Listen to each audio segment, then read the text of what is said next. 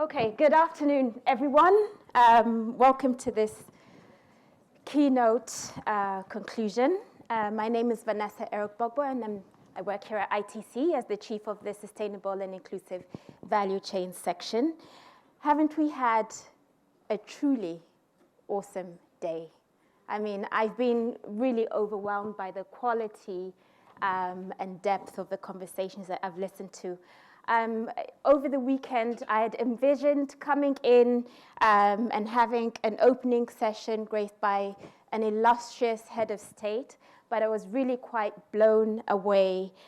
Nothing had quite prepared me for the ideas and the hurricane that Prime Minister Mia Mottley unleashed in this room. She was so charismatic. And speaking to some of you during the break and during the course of the day, I think you all felt the same. Likewise, Pascal Lamy, in his keynote dialogue, really, I think, expressed very well the complexities that we're faced with, the challenges that the world of trade faces, the negative, how do we deal with the negative perceptions that trade faces and the complexities of coming to a more climate, to reducing climate change and moving the environment agenda forward. And then, of course, the message I took away from our boss, Arantxa Gonzalez, it was very clear. She said, there's a moral argument for sustainability, but a very strong economic argument too. And I heard a number of the speakers point to it's the economy, it's all about economics, it's, we talked about costs of complying with sustainability, we talked about the opportunities and various other issues related to business. So to cap off this really fantastic day, I'm delighted to welcome two inspiring voices, voice of the young, voice of science. Well, I didn't say this. Voice of Science and myself. And I think they're going to inspire us with some of the experiences. They're going to share with us their take on the day's conversations. And I hope leave us with some good ideas to take away that we can act on, that we can move forward from the day that we've spent together on this first day of the Trade for Sustainable Development Conference 2019. So first, Olivia Saxer, for those of you who weren't here this morning, she is president of Climates. As a reminder, she's worked on a number of issues. She's been involved with Climates over the past couple of years. She describes it as a youth think and do tank that's focused on empowering young people on environmental and climate issues. I very much liked what Olivia had to say this morning about the need to facilitate more dialogue between people in their own bubbles. And I hope you felt that some of the bubbles were melting away over the course of the day while you had your conversations. Daniel Cherix is honorary professor at the University of Lausanne. He was also a curator at the Museum of Zoology in Lausanne. His scientific career was devoted to insects, ecology, and conservation biology. He was president of the Research Commission of the Swiss National Park, member of the committee of the Swiss Academy of Sciences. Allow me to read through his biography because I think it's amazing some of the accomplishments that you've had. And he's now involved in the Swiss strategy on exotic invasive species. So we're going to start with some questions here, and then I'll open up to you and try and get some engagement from you and hopefully lots of questions as well from you. So starting with you, Olivia, what were your impressions of the day? Tell us. Well, I was impressed by all the topics covered, to be honest. A lot of solutions out there, and although we're in this trade bubble, if I might say, all the issues that were addressed are the same we discuss at Climates as well. We talked about deforestation, fossil fuels were mentioned, although maybe not enough, but yeah. We talked about the big polluting industries, food, textile, shipping, but there were solutions that were mentioned. I'm wondering, well, I think we could push the questions further of how really we can transform these industries, and of course greening what is existing nowadays. But it was mentioned, I think, several times also how to shift away from current business models that maybe are just not sustainable. How can we transform this, maybe find new opportunities? I think Too Good To Go is something that is it's a great initiative. So yeah, that's what I took from this day. Maybe also the need in every sector to raise awareness, to educate, and always go deeper in our understanding of the challenges that we face. And is there anything that you do differently at Climates and some of your other work from what you've learned today? I would say it's what I learned today is that it's necessary we continue. Maybe that we also start looking at the issues related to trade, which we do not at the moment. I think there's there's a huge correlation between our environmental concerns nowadays and trade can be part of the solution, as it is, of course, also a driver of the concerns we have. So start working on this and start working with the people involved in trade, so seems to be a good idea. Yeah, I think there's a lot of momentum with trade stakeholders to look increasingly at these issues, at sustainability, at inclusiveness, at what lies behind trade. You know, there's increasing move to focus on jobs, not just jobs, good jobs, growth, the impact of trade on the environment, and so on and so forth. So we would very much welcome the voice of young people in this discourse as well. I think you heard earlier Mr. Lamy mentioned this survey that they did in Hungary of young people, and 40% of them felt that trade had a negative impact on the environment, compared to, was it 37% that thought it had a positive impact, and 23 who weren't quite sure. So it would be great to have yourself and young people like you helping us turn some of those figures around, and also helping us come to some solutions. Maybe turn the origin of these figures around and make trade less detrimental for the environment, of course. Absolutely. And this is why we're here. So, you've talked about maybe including a more trade lens to some of the work that you are doing. What are the sorts of connections you made today? What do you think? Who do you think that you met? What types of people, what types of organizations do you feel that you met that might help you in this endeavor? Right, I do not have a specific answer to this question, but I met people who did several similar things to Climates, and also people who wanted to join. So I was quite happy about this. Fantastic, thank you, Olivia. And Daniel, over to you. What were your impressions of the day? Well, very exciting. So I heard a couple of times the word global changes or climate change. I heard also the word biodiversity. And I decided just to give you the point of view of an insect, because we are all humans, and we are forgetting that biodiversity is made of millions of insects. And probably you heard that 2/3 of insects in Germany, the biomass of insects disappeared in the last 30 years. So I will just give you, if insects were invited here and they have time to discuss a little bit. So what are they going to tell you?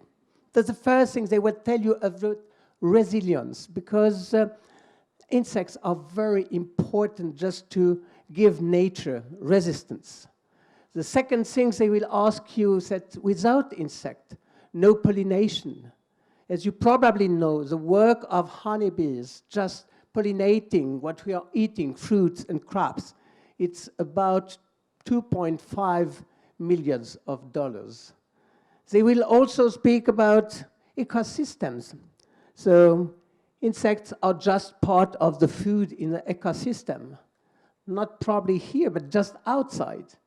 They will speak about food and feed. So insects ensure global food security, probably in a couple of years, even if people already started, but you will go and buy to one of these big chop insects, and you will fried insect.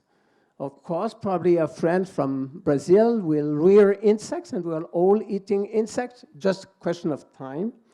They will also speak about hygiene, because insects get a raid of waste. Are you going outside in the forest and you are always meeting dead corpses of dead animals or whatsoever? No, because insects are here. They are recycling matters, so they are that important. They will also speak about soils. We heard about the word soil today, and they make our soil fertile. They're just transforming soil. Otherwise, you are not able to grow anything and to build textile food otherwise. And clothing, insects are indispensable for textiles production. Industry, of course, insects produce chemicals, so they could be very interesting. Medical science, we know that insects heal. And research, this is my side, insects of great scientific value. So I came today with my friend Erika. Erika is just a little fly here. And I was looking for Erika. I hope, I hope when you are going out, you probably have another look on insect. They all are part of trading. Okay, so two things.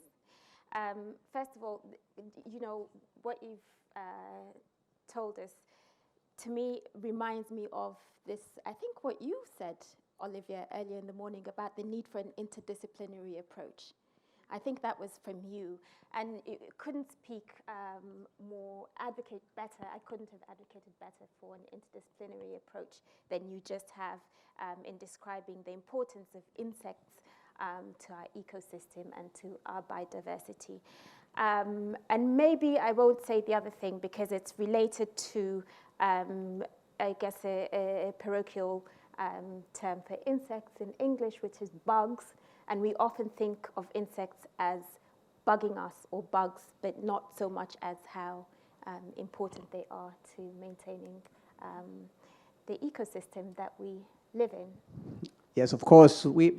You all probably heard about ecosystem services, and that's where we are going to the upper level. Ecosystem services just provide everything we enjoy or we use. So I think I started from insect because I am an entomologist, but I think we can look insect. This is just the small part. But if we go higher, we speak about ecosystem services, where we are all involved at different level, but we are all involved. So I'm going to skip on then, moving on from this. We've seen this climate emergency become much more present in public discourse. Any conversation that you have now, people are talking about this climate emergency. We're talking about the loss of biodiversity. And it really seems like it's the young people that have taken the world by storm. My question is, why is it that science, evidence, hasn't been able to capture our imagination in the way that the youth movement has? Well, scientists are people working in labs or sometimes outside, but they have difficulties to discuss or to express what they are finding. It's only starting from probably, let's say, 30 years when some of them started to discuss and to be involved in medias. And this is one of the main problems. I would like to explain some chemical connection between two molecules, very important to survive. No, nobody will. You are going to have a cocktail, so forget it.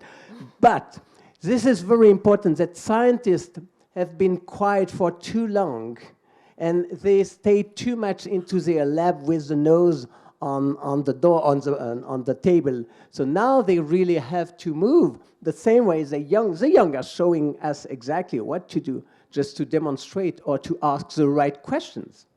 And Olivia, why do you think it is, you know, as a young person in the thick of it, why do you think you've been able to capture our imaginations and get us all talking about these important issues in a way that, you know, the wise scientists haven't been able to? I think the key is a simple message. Scientists might be caught in the uncertainties and complexity of the message they want to convey. And it's the same thing for any person actually already deep in a profession that understands the complexity of everything, of technicalities.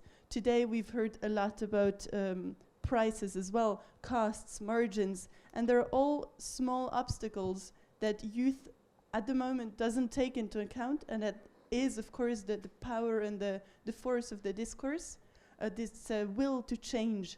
And I think it's great as an energy to get this, to capture it, and to apply it to all of our sectors actually.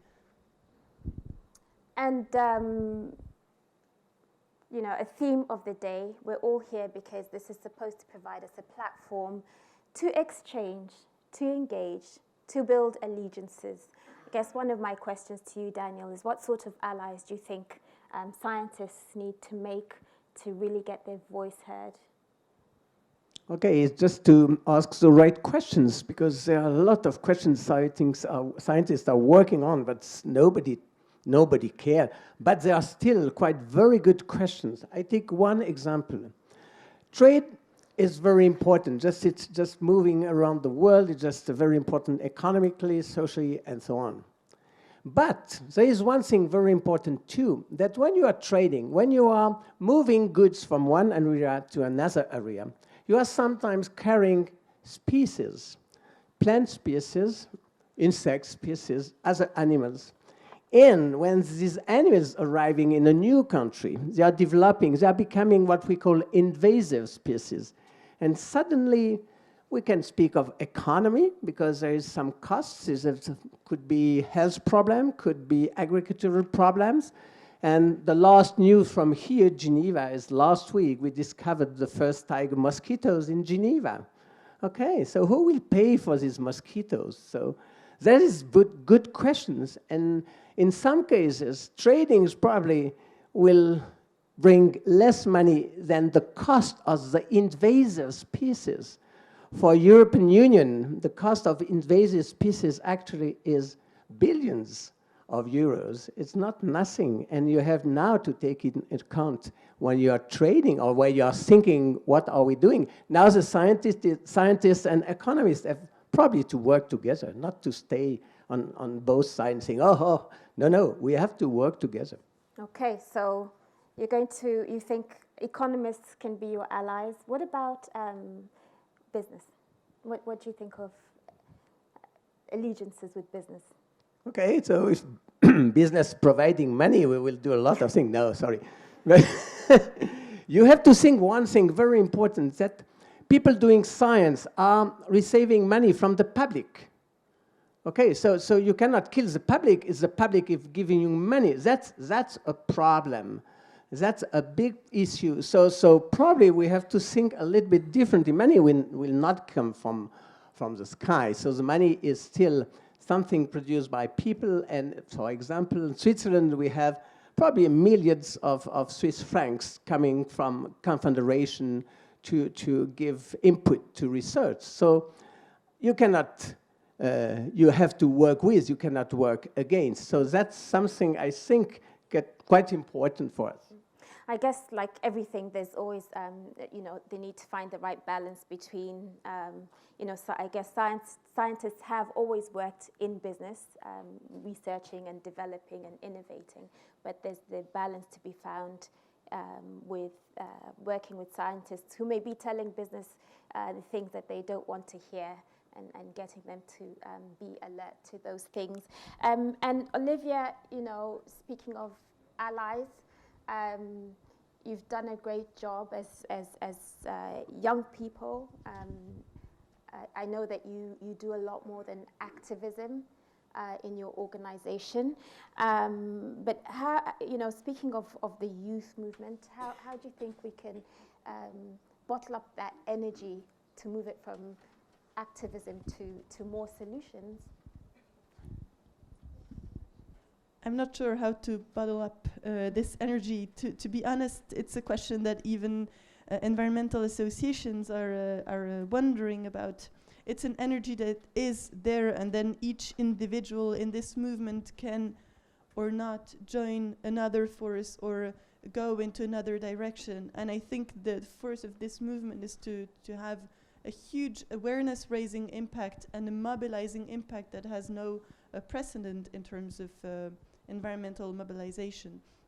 So let's just take it as it is, and not especially look about how to bottle it up. See all the people who are involved in it, who are going to maybe shift their careers away. Last year there was this manifesto. Can I borrow this? It's not working anymore. It's been a long day.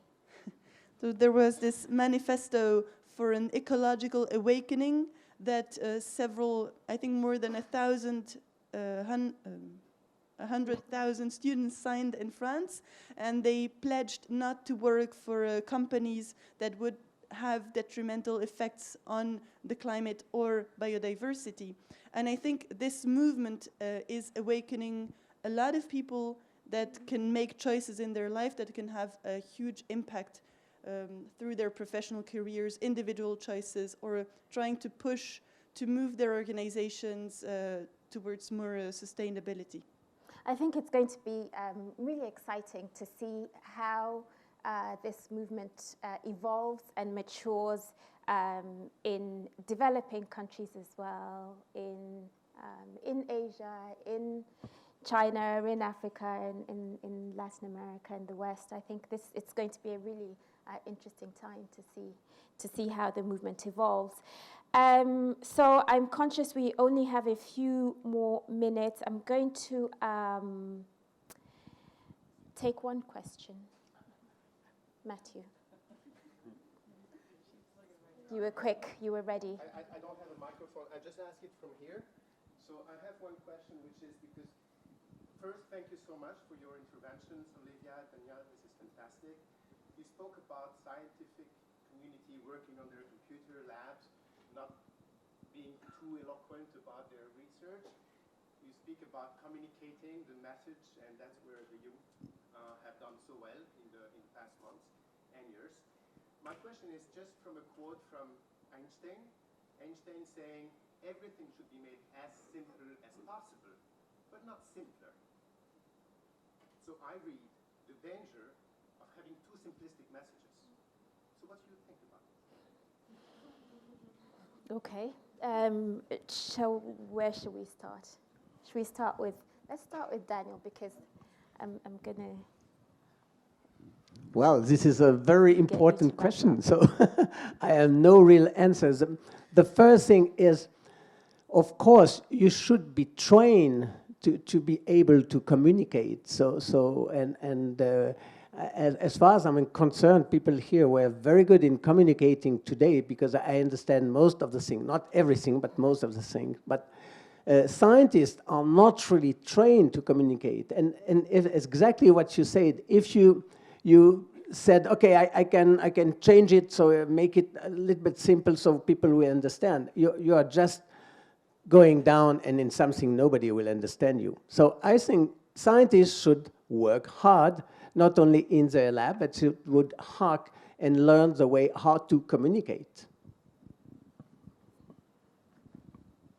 Olivia? Yes, I agree with you. Of course, too simple is not good, and this is, for example, what we try to do at Climate, is to convey the scientific facts, or whether they're science or social science, with all the complexity it implies. But you can communicate this in a more simple way than IPCC reports. You can make it simpler. And this is the gap that we're trying to bridge. between science and youth. Fantastic. Okay, I'm going to close with you, Olivia. Final word of the day. I have one. One word. Okay. Because I can see the Yes, just cocktail being to set show up you out one there. example where you can combine science and economy. There is one company in Germany called House companies. They are producing insecticides for home use. But each time they are selling a bottle of insecticide, they are providing a nature protection where they provide spaces for insects. They are building gardens and things like that. And they developed a concept called insect respect. So this is just a fantastic example. You can be a businessman having a company, but at the same time, you have a very big influence on nature. And if everybody is doing just this, the world will change in a couple of years. True. This is true. And we heard that earlier as well. Individual action, company action, country action. So, Olivia, final word for the day.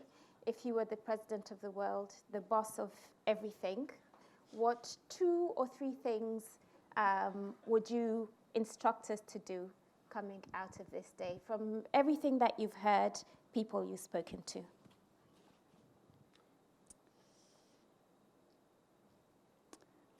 I could go into specifics, but it would take too long. Actionable things for us. Just 2. Actionable things. Yeah, 2 things that we should do.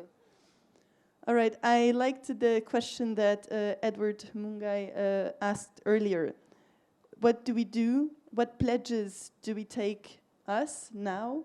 And I would just, if I were president of the world, maybe I would ask you a little bit more than that. But right now, I would just ask everyone to go back home maybe with 1 or 2 more pledges than you already have.